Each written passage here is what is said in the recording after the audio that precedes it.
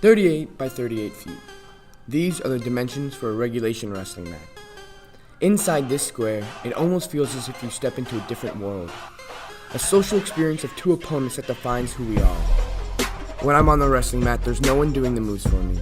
No one putting oxygen back into my lungs. And no one to help me push through the pain. My first tournament match is one I will never forget. My hands shook as I prepared to bash heads for the next 6 minutes. As I stepped onto the mat, I had a chill moving up and down my spine, and previous injuries had no weight on me as the adrenaline soared through my body. Fast forward to the end. I was slaughtered. I tried the moves I knew, but his knowledge of the sport towered over mine, and it clearly showed. I remember looking back at my team feeling useless. I had only negatively impacted our score. Many of my teammates tried to keep me from being discouraged, but their words did not set in with me. I did not feel like it was all right that I had lost, that I let the team down. The weeks following, my days were structured like this. Monday, I'd go to school, then wrestle for 2 to 3 hours, go home and run, and then do my homework. Tuesday, I'd go to school, then wrestle for 2 to 3 hours, go home and run, and then do my homework. This is how each day of the week was, Monday through Friday. Sunday was the day off, and Saturday was usually all-day tournaments. All I thought about was wrestling. When I was sleeping, I dreamt of the mat. This was my life for the 4 months of the U.S. high school wrestling season. Then the time came where all high school wrestlers come to showcase themselves. Districts.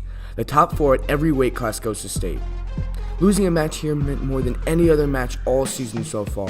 Winning meant more than ever. Most state wrestlers start years before high school, and I did not have that luxury. I went into districts ready to battle for a top spot.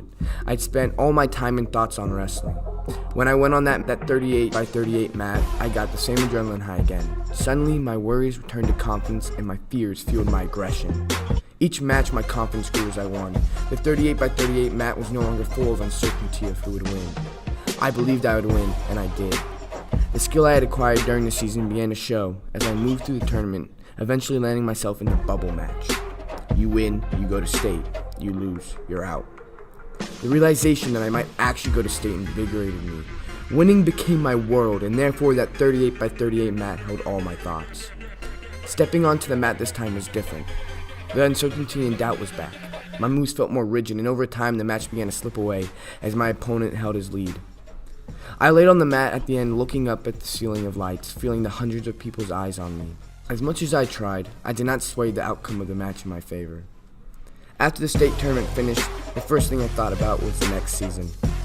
With a goal in mind, I joined an off-season club team, and my thoughts and dreams drove the upcoming season.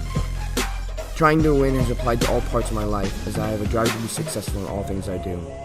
Winning is something we all crave, but going out and getting that win is what sets us apart from others.